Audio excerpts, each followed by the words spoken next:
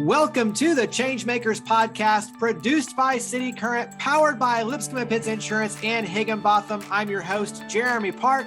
On this episode, we're talking about philanthropy, disruption, innovation, how the landscape is changing when it comes to giving focused on impact. We are joined by Jared Barnett. He's the CEO of Slingshot Memphis. How are you doing, Jared? Hey, I'm doing great, Jeremy. Thank you. So let's dive in, because the fun of this is we will talk a lot about Slingshot Memphis and how everything is shifting toward impact and partnerships, working alongside nonprofits and corporations and foundations. We'll talk all about that. But the fun is we get to know you. And so give us a little bit of just your childhood, where you grew up. Let's start there. Yeah, sounds great. So I grew up on the West Coast. So born in California, but raised up in Oregon. Spent all of basically my primary and secondary school up just kind of in the suburbs west of Portland, Oregon. Loved playing sports growing up. So that was a big thing for me. Football, basketball, baseball, track. Just love being outside, love, competing and having fun there. Also developed a lot of fun for the outdoors. So I think, that's something that's carried with me from Oregon. I haven't lived in Oregon since high school, but I've taken my love for the outdoors with me. And so oldest of 4 kids, so I got the big brother syndrome, and love kind of taking care of my siblings, although they're all doing great right now, and parents are still back up there, and so we get to go back and see them every now and then. Where did your desire to make a difference come from? Was that something from your parents? Was that something through growing up in different organizations? Where did that come from? Yeah, it's a great question. I don't know if I know the answer, but I think for me, my faith definitely had an influence on how I wanted to spend my time and how I wanted to try and help and contribute towards others. And then I think I just had this innate desire to do something more, and so it's always been important to me to think about other people, how they're experienced, how they're experiencing things. I had lots of opportunities, through my childhood, through sports and academics. And so it was always important for me when I was, a captain of a sports team or something of that nature, that we had a cohesive group and that people didn't feel left out. If we're going out to eat as a team, that other people could make it, even if they didn't have the resources normally to do that and things. And that was just kind of wired in me. I didn't necessarily know how to always use it, but it was just there. It's probably the best way I describe it. What's a tradition or something that you look fondly on from your childhood with your family? I think one thing that was always fun for me is that twice a year my church would do a kind of a big conference, and my dad would always take me, and then when my little brother got old enough, we'd go to the men's session of that conference together. And then we'd always go out and get ice cream afterwards. And so I don't always remember what we talked about in those conferences, although they were informative. But I remember the ice cream we got afterwards. It started with Baskin Robbins, and so I'm dating myself back, here a while. But we did, the Baskin Robbins for a while, and that evolved as other options came available. But that's something that just, that started when I was probably 8 or 9 years old and went all the way through high school. And then my younger brother, who's a couple years younger than me, joined when he was old enough, and that was just a fun memory for my dad and I and the boys in the family to get some time together. So you went to BYU. Talk about going to college and starting to kind of go in the business and strategy and operations. Talk about kind of that shift on your end, the corporate shift. Yeah. So I went to college thinking I'd be an engineer. I took one engineering class and decided I did not want to be an engineer. And I actually think what was really formative is I left college for 2 years and went and did mission service for my church full time. And during that time, I was in New England, and I met Clayton Christensen, who is professor at Harvard Business School, was a member of my faith. And so we had the opportunity to interact through a few things. And I didn't know who he was at the time. I wasn't even thinking of that stuff. But as I got to know him and hear his discussions we had together, it kind of helped me think, like, I like what he's doing. I like what he's talking about. And when I came back and re-enrolled in college, I started to say, well, what else do I want to do? What would I find interesting? And business kind of came on the radar. And I learned pretty quickly that consulting was interesting to me. And the idea to solve challenging problems, work on things that mattered. That's where this impact concept really started for me, was around my consulting career and the impact that we were trying to have as consultants. But in undergrad, I figured that out really quickly, and I joined a consulting club. At the time, I was the third active member of that club, where BYU was not a hub of consultants for when I started. That's changed in an exciting way since then. But yeah, so that's kind of what I did. And then in school, Brigham Young University has a really strong accounting program, and so that's probably the most respected program they have. So I said, well, hey, let's go for that. I'll get the best education possible, and then I'll figure out what to do with it. And I realized pretty quickly I didn't want to be a CPA. Nothing against CPAs. That's just not where my personality aligned. And so I was kind of this black sheep in the accounting program, because at least 90% of my colleagues went to big four accounting firms. And here I am talking about organizations like McKinsey and Bain and BCG and other consulting firms. It's kind of just what's this weird guy talking about? So I've kind of embraced being a little bit different and kind of doing my own thing. And it was through that experience. And really, I had some really powerful mentors who were, graduates who had, gone to school at BYU and gone off into the consulting world. And they were really the biggest influence on me in helping me find the right path, after undergraduate. And so really grateful for others, contributing to me. And I think a lot of that has created this pay it forward mindset, right? Of other people who had no need to do anything for me, but still made the time to help me out in a way that, my family didn't have experience what it was like in the consulting world. I didn't have, others I could, a network of people I could rely on. It was just these people who were alumni from my school who went out of their way to kind of coach me up and help me figure out, all the things I didn't know. Yeah, absolutely. Talk about getting your MBA, and then really also too transitioning to leaving the States and going overseas and serving in other countries. Yeah. So, I moved to Dallas right after undergrad and was lucky enough to work with McKinsey Company right away. Spent 2 years in the US doing consulting, loved it, had a great time. But again, this thing inside me, I was never really satisfied by being so far from the impact that we were having, right? And we did great things, but when you work with Fortune 500 companies, the end consumer who benefits or the end person who sees the value is so far removed from, the corporate office or even the factory floor, which I spent a lot of time in operations.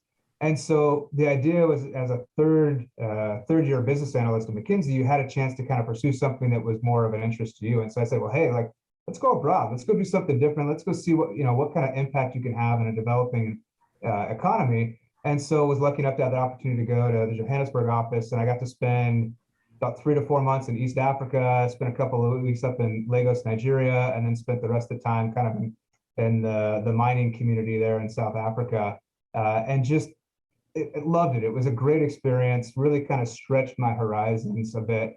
And I got so excited, I said, well, hey, let's leave consulting and go do something more. And so my original thought was to go and start a business in Africa and say, hey, there's a lot of gaps in these economies that I feel like I could, fill.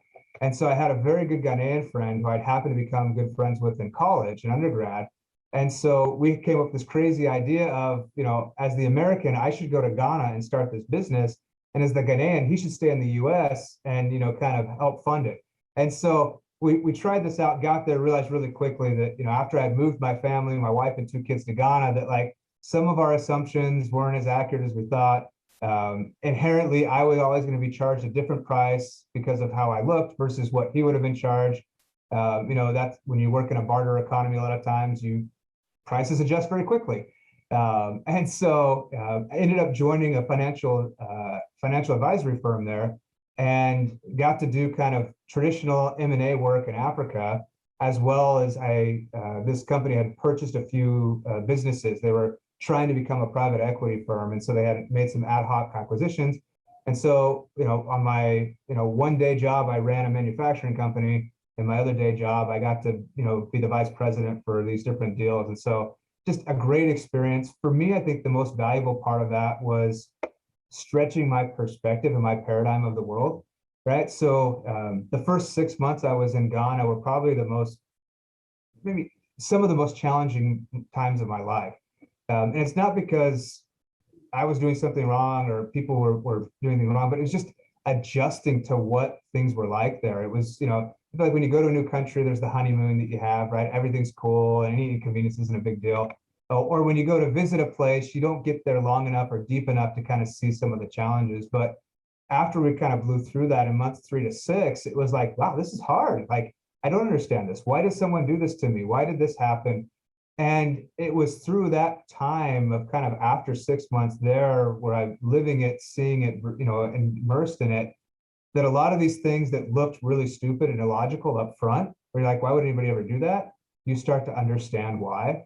And so for me, that's been a really powerful framing for the rest of my life, to realize that just because something doesn't make sense to me means that it's wrong. And just because something doesn't make sense to me means that, it doesn't make sense to them. And so it's been a powerful experience for me, painful, because it really was a stretch, but really powerful to kind of help me understand. And I think the experience I had, particularly working in the factory where I manage over 200 people, most of them without college educations, many of them without even high school educations, it gave me a perspective around poverty in a very different environment, and helped me realize how people make trade-offs and how people think about things, and how they're still very logical, but they're working with a different set of factors and a different set of challenges than I was used to based on how I was raised and the things that I was able to be blessed with in my upbringing. And so that was transformative for me, put very simply. And business school had always been kind of a goal of mine.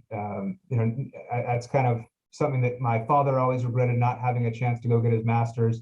And so I wanted to do that. And so I got the opportunity to do that, was lucky enough to get into a school like University of Chicago. And so got to go there, had my 2 kids who I had taken with me through Africa, and then we had our third while we were in business school. And that was just great, like a chance to learn. And I think originally I thought in my career, I wanted to be a Fortune 500 CEO.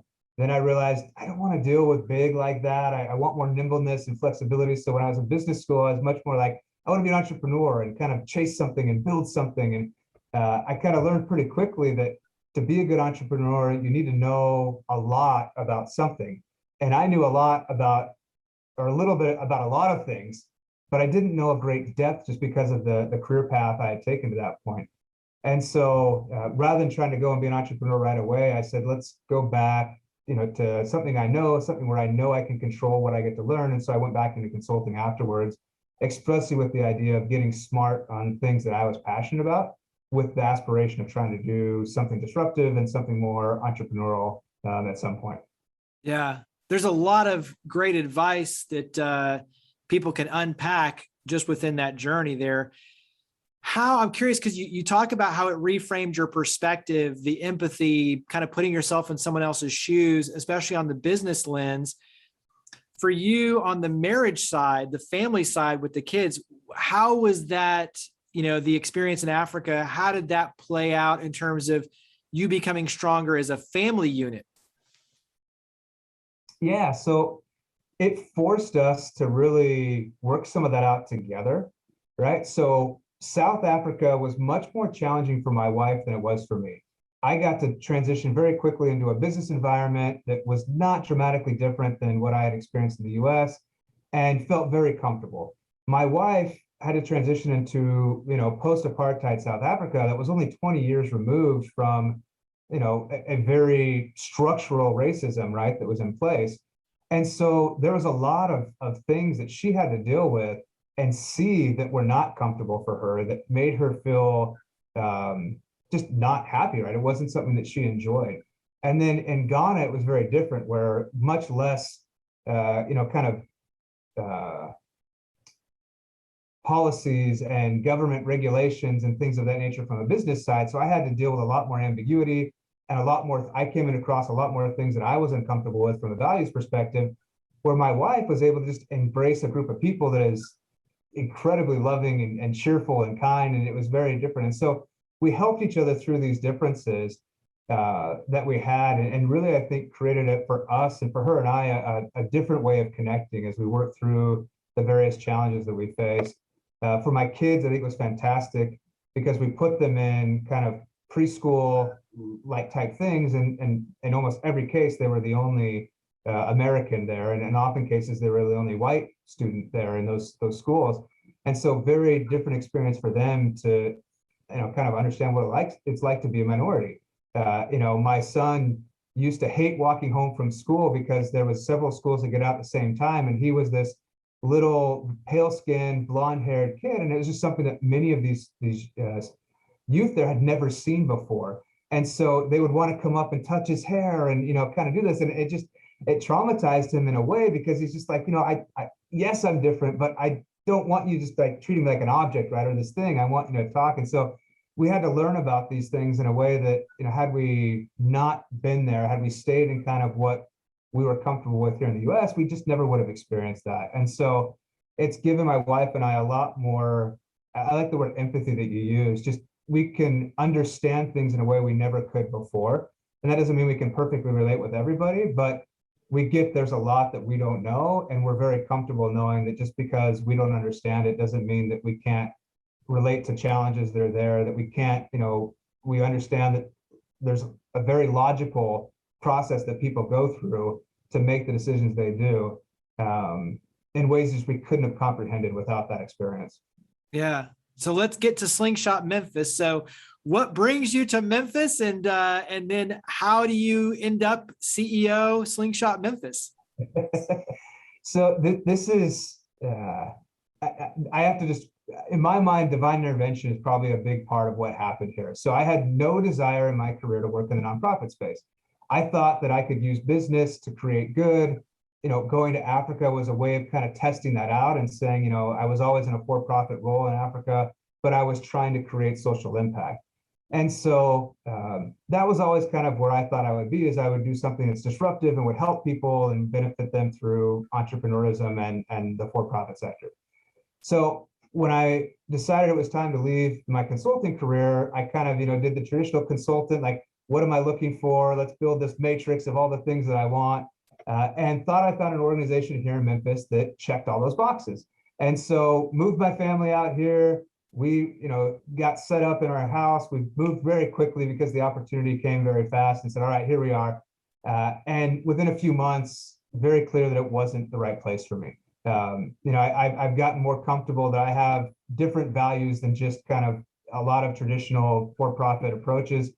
And it wasn't the right fit. And so I find myself, 6 months after I got here to Memphis, I'd resigned, was looking for, trying to figure out what do I want to do next. And I'm here in Memphis with at this point, we have 5 kids now. And just like, what am I going to do? And so I actually said, I'm going to take some time and really kind of process this and figure it out. We didn't want to move our kids during the school year. My wife's a registered nurse. She'd always wanted to go back to practicing being a nurse, but had taken time off in my consulting career because it's not very conducive for having a parent at home when you're traveling 4 days a week. And so she went back to be a nurse. I was a stay-at-home dad for several months, and it kind of said, what do I want to do with my life? What will I find fulfilling? And I opened the aperture from what I had always thought to kind of let new things in. And during that exploration, I came across Slingshot, quite honestly, through some connections I had with McKinsey, because we have several colleagues here that are from McKinsey, and one of our board members is a senior partner at McKinsey, and started talking to Justin Miller, the founding CEO. And it took several months before I kind of said, hey, maybe we should think about doing something.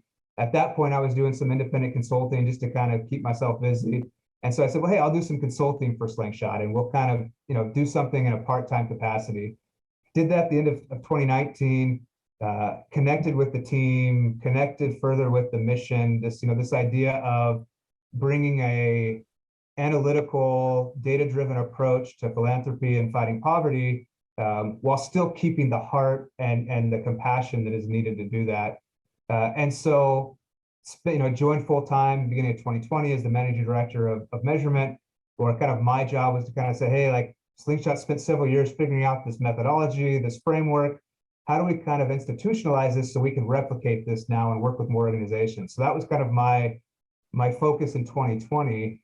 And then Justin decided that it was time for him to transition to a board role.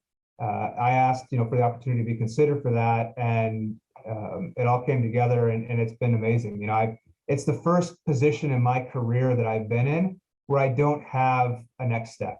I'm not saying I'll be here forever, but I love what I'm doing. I'm fulfilled by it, both kind of from a personal level and a professional level. And so I'm here until divine intervention tells me I'm not supposed to be here anymore. And it feels great because I've always been kind of, looking for the next thing and trying to get there. And I'm not anymore. My next thing is, what's the next thing with Slingshot Memphis? What do we do next to kind of create greater change and help empower others? And so it's a very refreshing perspective to have relative to how I've kind of focused my career previously. Well, and you have a chance to combine your passion and purpose, obviously, with your career, to take the skill sets and even the lens and the mindset shifts and the empathy, all of those experiences, to me, translate over perfectly into Slingshot Memphis in terms of the poverty fighting ecosystem, the analytics, the strategy, the innovation, everything that's going on. So for those who aren't familiar with Slingshot Memphis, how do you describe Slingshot Memphis? Yeah, so the simplest way to describe Slingshot Memphis is we're a poverty fighting center of influence. To me, what that means is that we look at poverty from different angles. We uncover insights that haven't existed. We've developed a methodology to measure in an objective way what's effective and what's not, so that we can share that information with nonprofits, poverty fighting organizations, individual philanthropists, foundations, corporations, faith-based communities, to help them be more effective at achieving their aspirations when it comes to alleviating poverty. And so we don't believe there's a silver bullet that fixes poverty. We believe that there's an ecosystem of factors that contribute to poverty. And in order for an individual or a family to escape the challenges of poverty, that ecosystem needs to be addressed in a way that allows them to have opportunities and access to opportunities they didn't have before.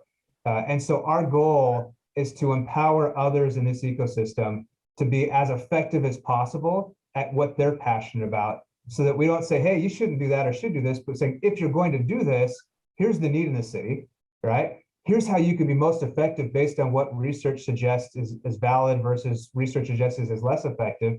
Here's how you might think about allocating your resources. Here's how you can think about, for this organization, ways that it could have greater impact. And our goal is to really create this, the best way I put it is kind of becoming like the Amazon of poverty fighting information in Memphis. So that when you want to figure out, hey, I'm interested in after school programs, I'm interested in prenatal care, I'm interested in workforce development, we want to be able to provide insights that help you do that most effectively, so that we can have a dramatic change in poverty here in the city, and not just kind of keep doing what we've been doing, or not trying to do it with the heart that the city shows and everything that I get to experience, but combining that heart that we've had as a city with the resources to achieve the outcomes that we all want, which is people having access to opportunities to be personally and professionally successful and no longer have to face the challenges that you deal with when you're experiencing poverty. I mentioned at the onset, to me, this is where philanthropy is headed. This is the next chapter in philanthropy. This is the disruption in the philanthropic community, in the sense that you are looking at proprietary algorithms and data to be able to look at, okay, what's working and what's creating impact. Because all of us as philanthropists, as investors in the community, when we're putting the dollars in philanthropically, we want to know that it's making a difference. We want to know that those dollars are being translated into real positive change for our community. And so when you look at the ability to look at impact and grade impact, and to help nonprofits understand, hey, look, while everything you're doing is great, these are the things that are creating the most impact. Let's really put more fuel to that fire. Let's add more resources. Let's be able to expand and scale these efforts because they're working. That information to me is invaluable. And so I think that's where, when you look at the game change in philanthropy, the ability to really look at the numbers, and to not just the numbers per se, but the storylines, all the subtext in there, but to see what's really working, that to me is the power behind Slingshot Memphis, is the partnerships you're creating, the relationships, but ultimately the ability to see and kind of understand impact is the game changer. What would you add from that context for you personally in terms of the game-changing element that Slingshot Memphis is really bringing as a disruptor, a positive disruptor within the philanthropic community. Yeah, so I mean, a way I think about it is it's a natural evolution of what's happened in other industries, right? So if you look at medicine, right, we were in a time in medicine where you would cut people and let them bleed, and that would cure them, right? Or that was the hope, right? And or you would try all sorts of remedies hoping they would work. But we've progressed so far in medicine to we have all sorts of things we measure now, right? We know what a healthy blood pressure and unhealthy blood pressure is, right? We know how that interacts with other types of, physiological challenges that people might experience. And we have the resources now for our doctors and our medical providers to provide infinitely better healthcare than, 100, 200, 300 years ago. And therefore the outcomes that we experience as patients are dramatically better, right? We live longer, we live healthier, we understand what's ailing us. We don't have to live with pain the way that we may have had to in the past, right? You look at that in other industries, businesses come along that way too, right? We have financial statements. Could you imagine making investments in organizations without understanding financially if they're successful or not, right? Like it seems crazy now, but at some point in time, that was what happened. And people have created these tools and resources so that you can make informed investment decisions and know what companies are being successful or not. I'm a big sports guy, like I mentioned earlier. So, sabermetrics and all sorts of analytics now involve sports, right? And more metrics than you care about to understand a player's performance and what contributes to that performance and how do you try and replicate that. And so we're trying to do that now and bring that to philanthropy and poverty fighting, right? And so it's not like it's this weird hairy brain thing that's never been done. It just hasn't been done in this space. And so we're bringing this methodology, we're bringing this ability that's helped other industries, and we're bringing it to a space that desperately needs it, because unlike business where, I'm making more money or less money, depending on the success of a business, here it's the quality of life for people, right? And it's affecting people, individuals, families, right? In a way that if we can get this to work here in philanthropy and in poverty fighting, that the impact is dramatic because it changes people's lives.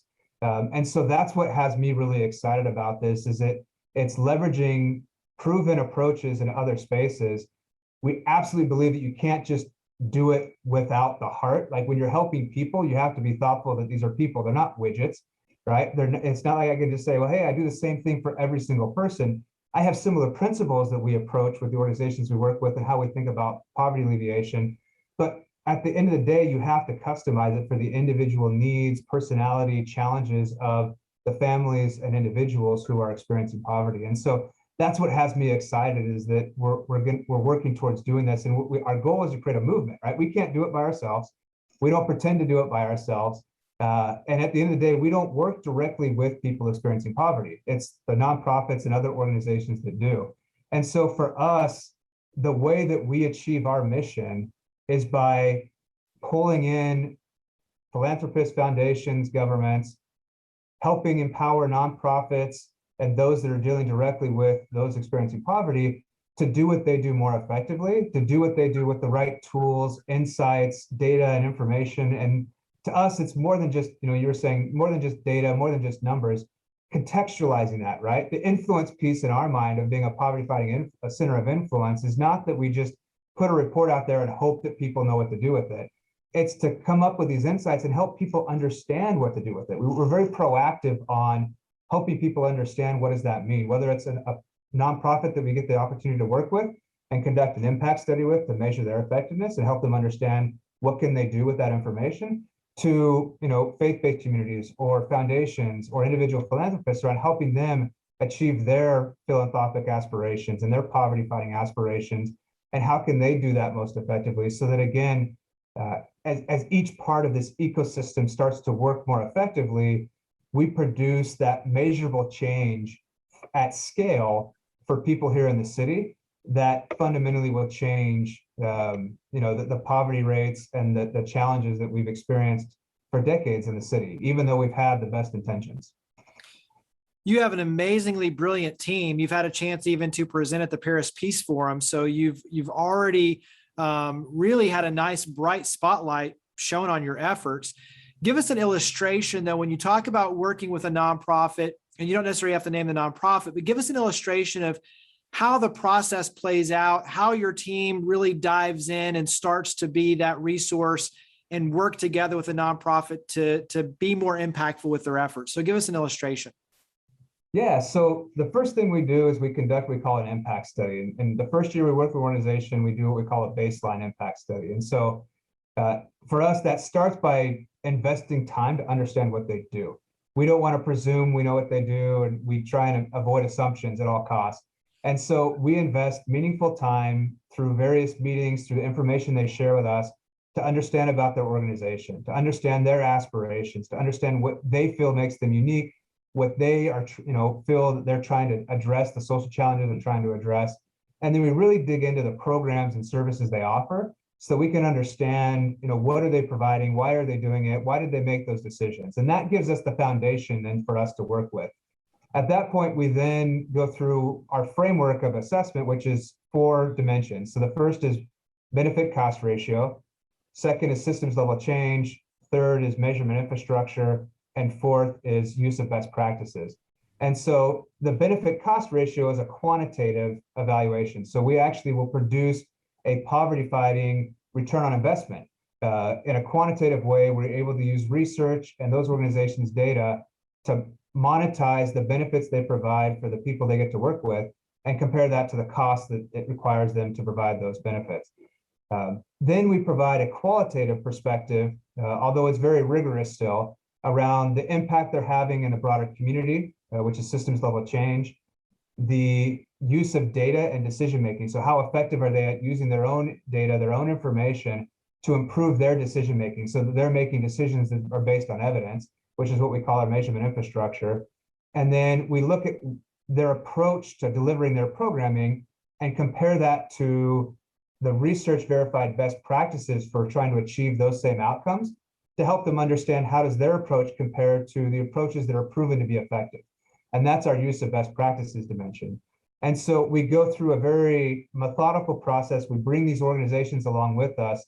We're very dialogue heavy because we feel like understanding requires discussion. And then we supplement that with external literature reviews and research to try and understand what's been proven to be effective, not just in Memphis, but in general.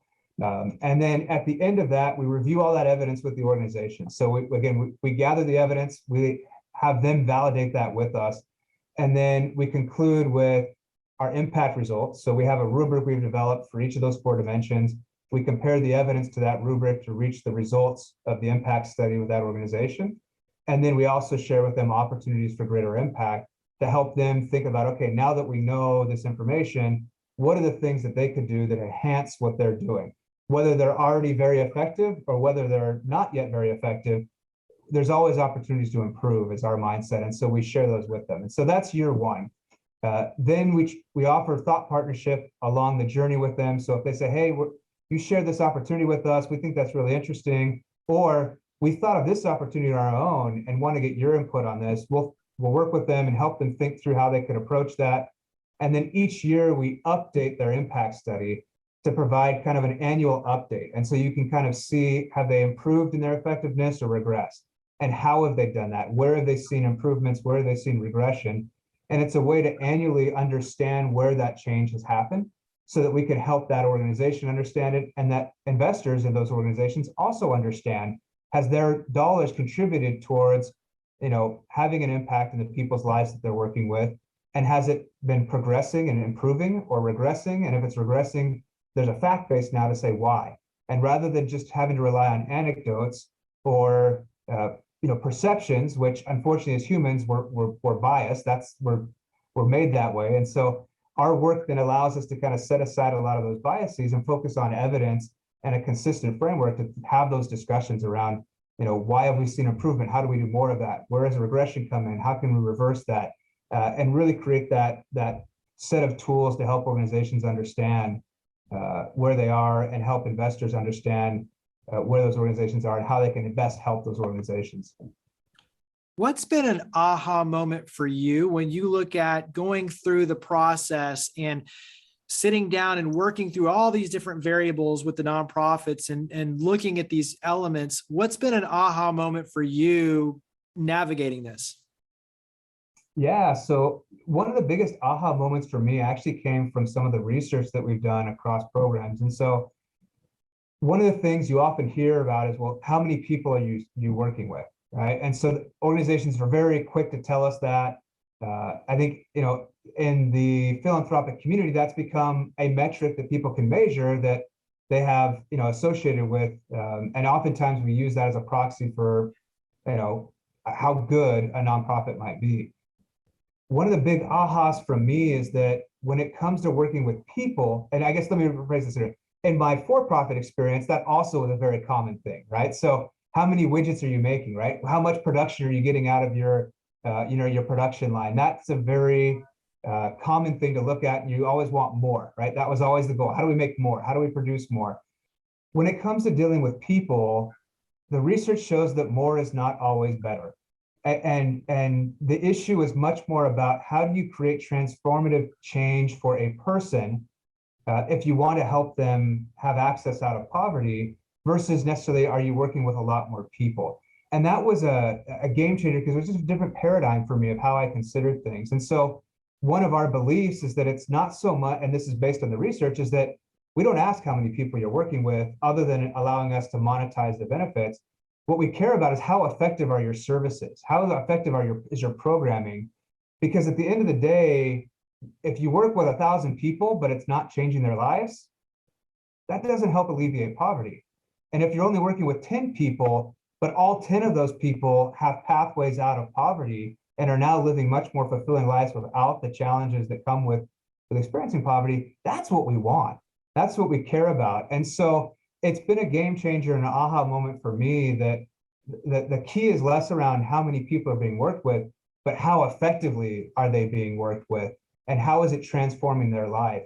And so it's been a big kind of shift as we go. Our former CEO, Justin Miller, founding CEO, would often say, ask the right questions.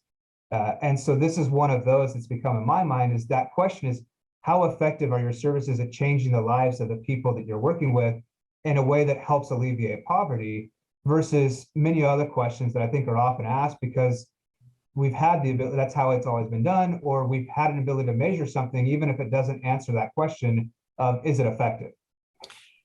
I think this is one we could almost do a whole nother podcast on, but I think that's a perfect example of how in the philanthropic community, we're focused on some of the wrong things. We're asking the wrong questions. And so give me another example of how philanthropy needs to change. What are some of the things that we need to, the questions that need to be shifted, the mindsets that need to be shifted? What are some of those things that really do need to be shifted? And I'm even thinking around looking at board diversity and, do you have those you serve on your board, so you have a voice from the people that you're serving? Like there's a lot of things I think that the shifts that need to happen in philanthropy, but from your vantage point, what do some of those look like?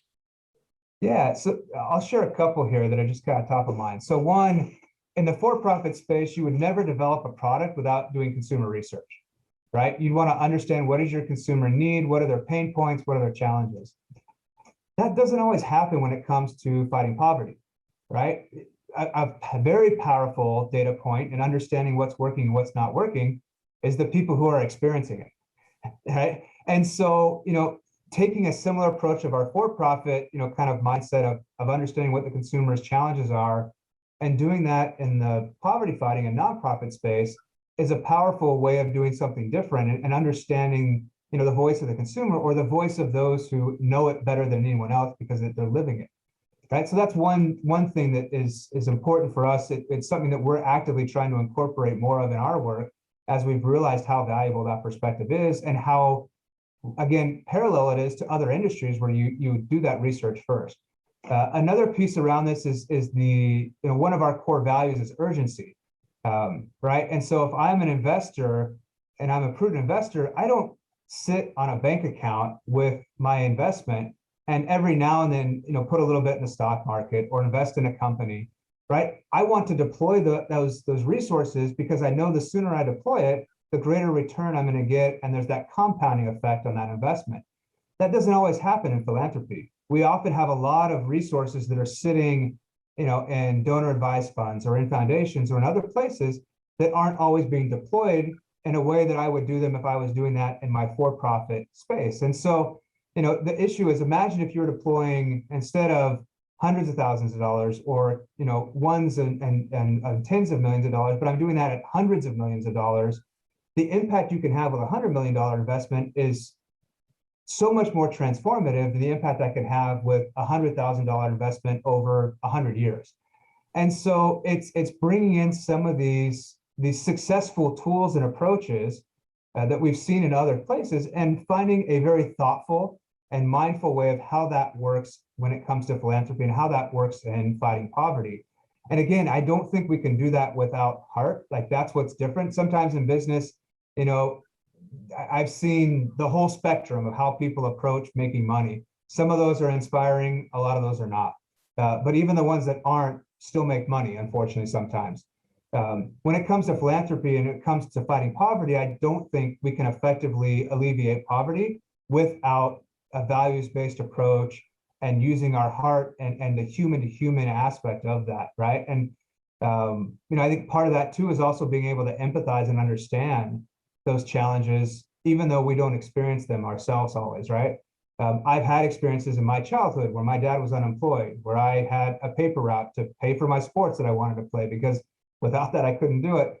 But that's very different than what a lot of people might experience in South Memphis or in Fraser. Very different than what people experienced that I saw in Ghana or in, the slums of Nairobi. And so it's different in each place. There's some commonalities and some similar principles, but I think we have to be able to take ourselves in a way where we can develop a level of empathy and understanding through the various tools that are available to us to really make that change. And so the goal is, how do we take all of that heart, right, and then bringing in all these other opportunities that we found successful in other places, and really merge those together in a powerful way so that we get the best of both, right? We get all of that heart, all of that desire, and then all of the tools and resources that we know exist to achieve what we want here. And so this gets a little bit around my view of my faith, is it's, I'm going to do everything I can and then trust God to help fill the gap. Now,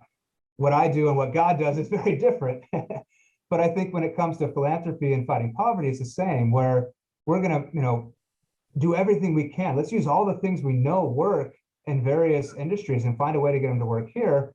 And then hope that through the heart, the connection, the empathy, that we can help make sure that we apply those in the right way, and that we can fill the voids that, I can't take something often perfectly from, a chemical manufacturing approach and apply that to a workforce development, program.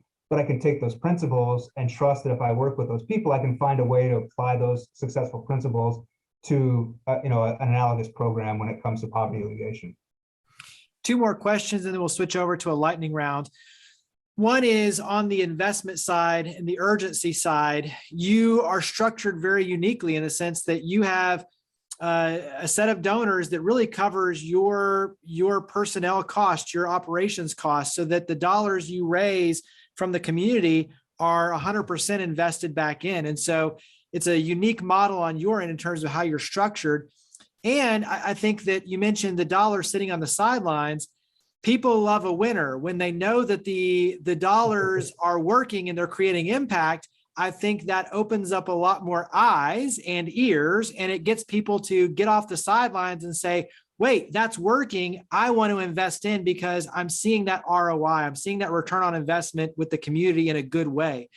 And so I think all of those kind of play together in a really unique way to be able to create urgency, to add that fuel to the fire. So share a little bit about just kind of how you're structured and the fact that the community dollars flow through to these nonprofits at a very high level. Yeah, so as you mentioned, we have a very generous set of investors that fund all of our operations, because we're a nonprofit ourselves. Slingshot Memphis is a 501c3 nonprofit. And so we have people who fund our operations. Jeremy, you alluded to our team, which I couldn't be more happy to work with. They're great people first, but they're also extremely talented. They're educated, they have experience working with poverty fighting organizations like on the front lines. We have this just really neat mix. And so we cover all of that separately. We also invite others to participate in our movement and our effort by saying, hey, I want to invest based on impact. Maybe I don't have the time to go figure out which organizations are most effective. I don't have the tools because they don't exist, right? That's why we exist, is we're creating those tools and providing them. And so we provide an avenue through what we call our Impact Accelerator Fund for people to contribute their funds to that. And 100% of those funds are invested directly in the organizations we work with. We don't have to charge a management fee or any kind of overhead. We're able to direct that directly into these organizations we work with. And what's great is we do that in an extremely transparent way. So the criteria we use is how much impact are they creating today? And that's based on our impact studies that we conduct. And what's been their trajectory? Have they been creating greater impact over time or less impact over time? And those are the two criteria we use to invest those resources. And so we disproportionately invest in the organizations we work with that are effective and that are showing a positive trajectory in their poverty fighting effectiveness. And we invest less in those that don't. And then we encourage those that don't and help provide resources and tools for them to be able to be more effective. And so it's a really simple and transparent approach that we think drives impact because we're supporting what's working and trying to empower and enhance those things that could be more effective. And so that's kind of our approach. And it's all anchoring off this concept of not knowing what's worked in the past and now having a way through our impact studies and our methodology to understand that. And then the last one before we switch over to lightning round is offer some words of encouragement. When you look at the disruption, the innovation, the changing guard of philanthropy and everything that you're a part of with Slingshot Memphis, what are your words of encouragement for others, especially who are outside of the Memphis area, to be more intentional, to look at impact, to ask better questions? What would your words of encouragement be?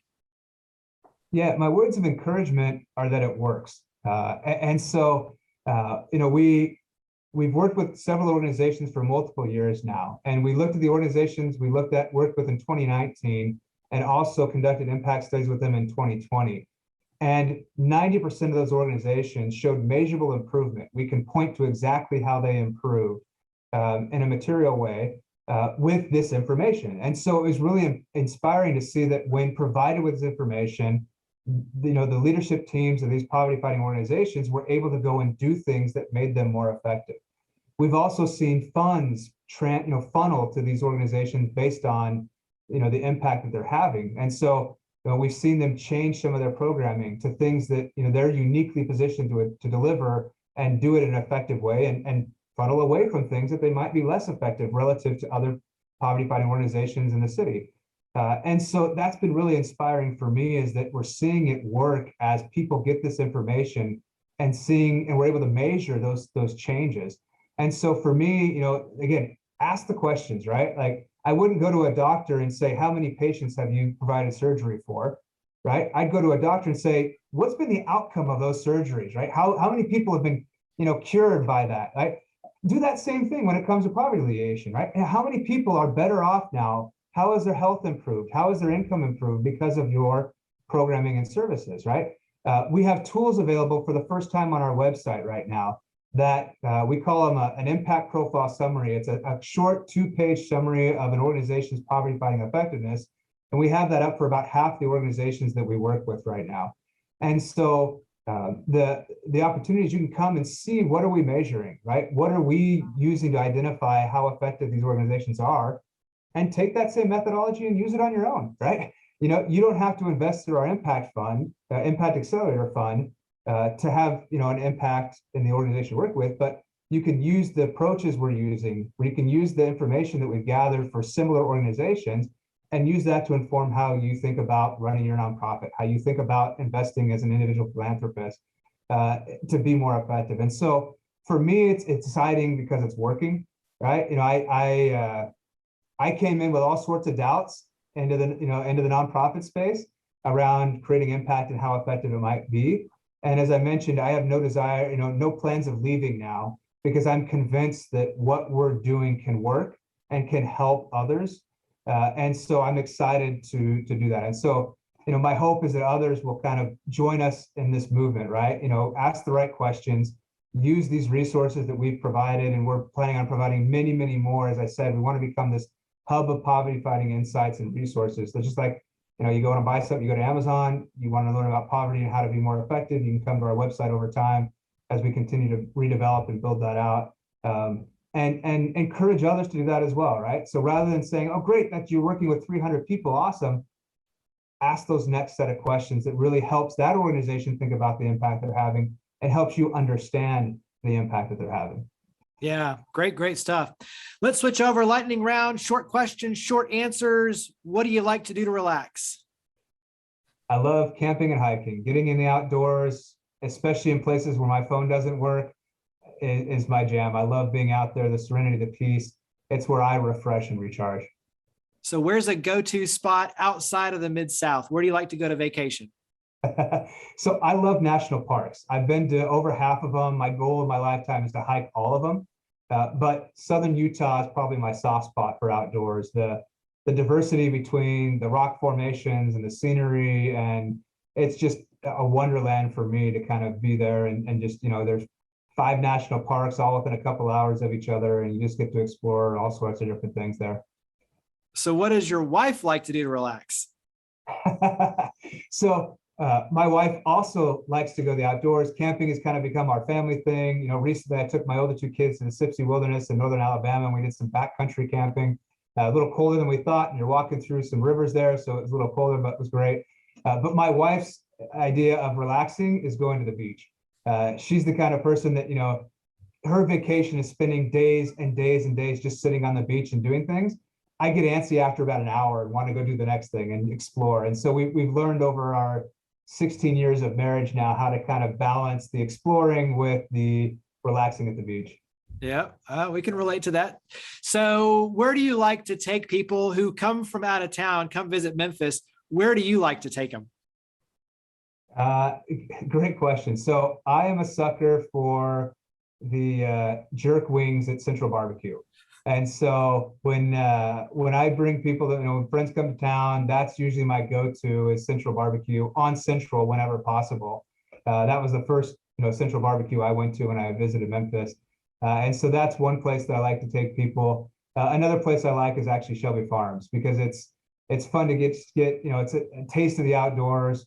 I think it's one of the unique things about Memphis that we preserve this awesome land. I'm an outdoor nerd. I like agriculture. I'm kind of, that's, and so it's just a neat place to kind of take people and go see the buffalo or just go for a walk out there and enjoy, my outdoors, within a few minutes of my house. What's something that you've learned from your kids? A lot.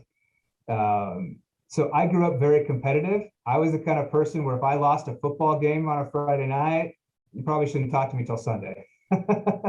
That was kind of how I was wired. My kids are so much more mature than I am at their age, where I have a 13-year-old, an 11-year-old, an 8-year-old, and twin 5-year-olds, and we have number 6 coming here in December. So a full house.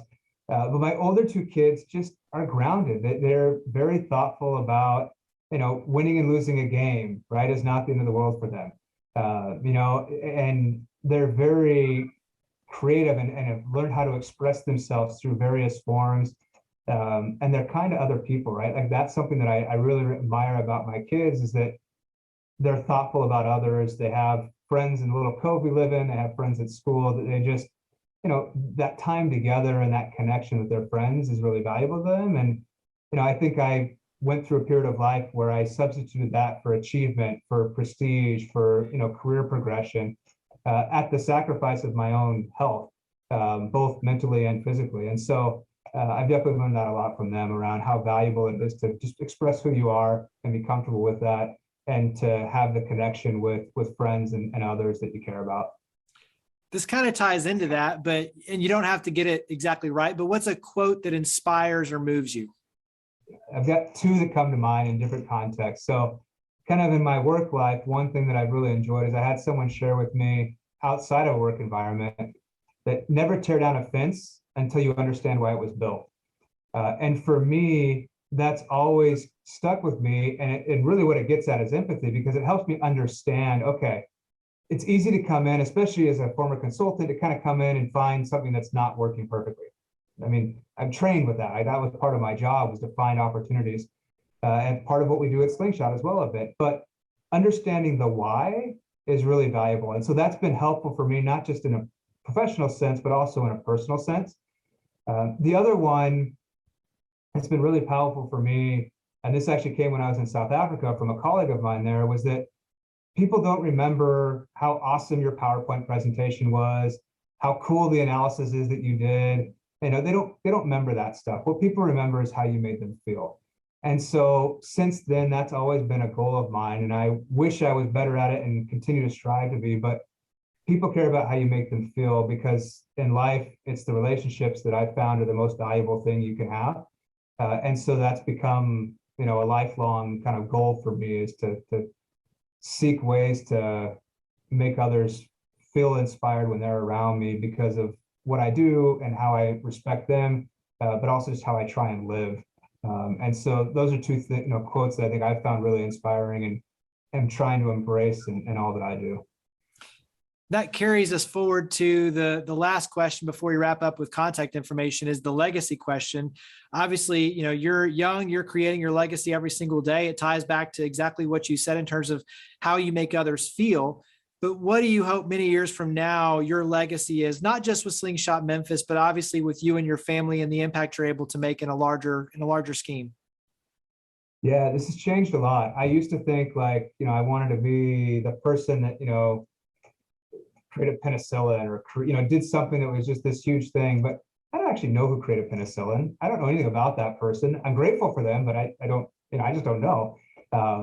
And so for me, it's changed from this macro view of things that's impersonal to very much a much more micro view of things, where my hope is that my legacy is that people felt inspired and were able to gain something from our relationship, our interaction, in a way that helped benefit their life. And so obviously directly, that's my children and my wife, where my hope is that I'm helping empower my kids pursue what they're interested in, where their strengths and talents are, whether that's my colleagues who I'm lucky enough to get to work with here at Slingshot, whether that's peers in grad school together, or whatever, or the people we get to work with in the poverty fighting organizations. My hope is that in some way I'm doing something that helps them and leaves them better off for our interaction. And I don't care if anybody remembers me anymore. What I care about is that those people that I interacted with found something of value in our relationship. And if that, if nobody knows that, if it never ends up, in a news article, great, I don't care. What I care about is that legacy, is knowing that those people that I worked with touched my life, and that I had a chance to help and do something in some way to help their life. We'll wrap up with contact information on where we can follow and learn more about Slingshot Memphis. As you mentioned, you're putting out a lot of helpful resources. So where does everyone go to learn about Slingshot Memphis, to access those resources, and then also to follow you and your efforts personally as well? Yeah, so our website is slingshotmemphis.org, and that's where you can come. We're in the, we have a new website we've refreshed, and are in the process of again, building out this hub of information there. And so that's the best place to kind of go and learn what we do, learn the things that you can do to try and be more effective at what you want to achieve when it comes to poverty alleviation. And then you can also follow us via social media. So we have a LinkedIn, Facebook, Instagram are our primary social media platforms. We try and stay active on that and want to communicate with those who are interested in this movement. You can also invest and join invest in our Impact Accelerator Fund and join our email list. That will give you access to things earlier and things that we kind of share just with our supporters and our stakeholders. And so all of those things are ways that you can interact with us and engage with us as we go forward, and as we continue to kind of build this movement again that we believe will transform how we fight poverty and transform the outcomes that people therefore get to experience. Yep. And for you personally, you're on LinkedIn, I know, and some of the social media. So that's an easy way to follow you, especially on LinkedIn. So Jared, that's my primary social media for sure. Yeah, I was about to say that makes it easy. So Jared, you are a change maker. You and Slingshot Memphis are doing amazing things. Greatly appreciate you sharing your time and your expertise and coming on the ChangeMakers podcast. Thanks so much, Jeremy.